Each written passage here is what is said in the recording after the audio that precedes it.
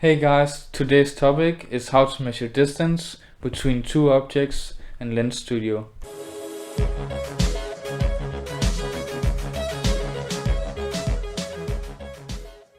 To start with, let's add a sphere and let's add a box.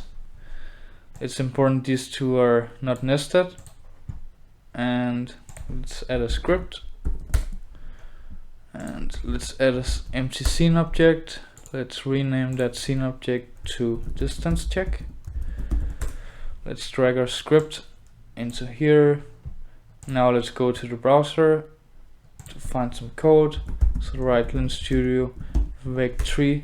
Vec3 stands for vector 3, which means a vector in 3-dimensional space.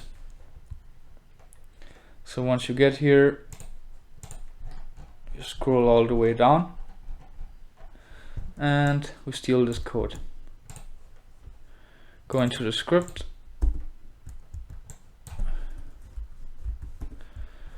Control S. Let's add another condition that prints out the distance, because now it's just printing too far when it's too far away. Okay, let's go to the scene object. Let's add the box. Let's add the sphere. Let's say that 50 is too far, and units in Lens Studio is centimeters, so this means 50 centimeters. And so now we can see that the objects are exactly in the same place. So let's try to move them.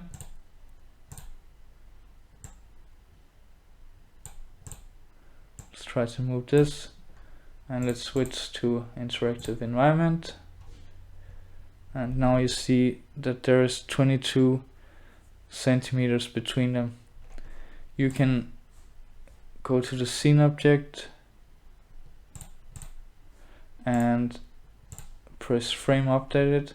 Then you'll see it's updating in real time.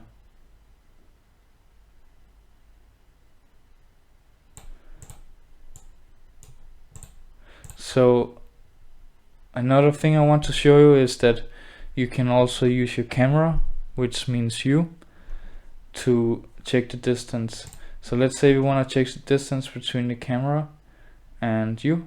First we need to go to the camera and add device tracking so that we enable world tracking. Now we can actually move around here and see the objects. Let's move the square up. Cool. Let's go to the scene object.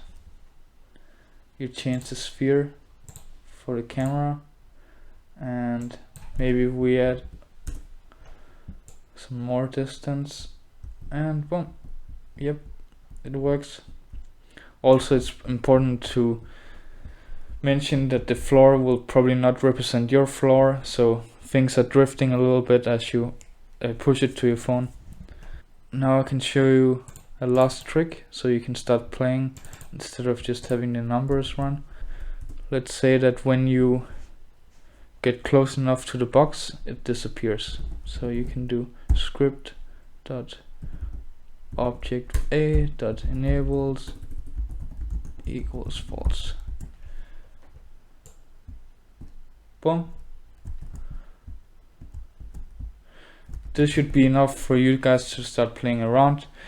In the future I will go more in depth with the physics library, which has more complex colliders that we can play around with.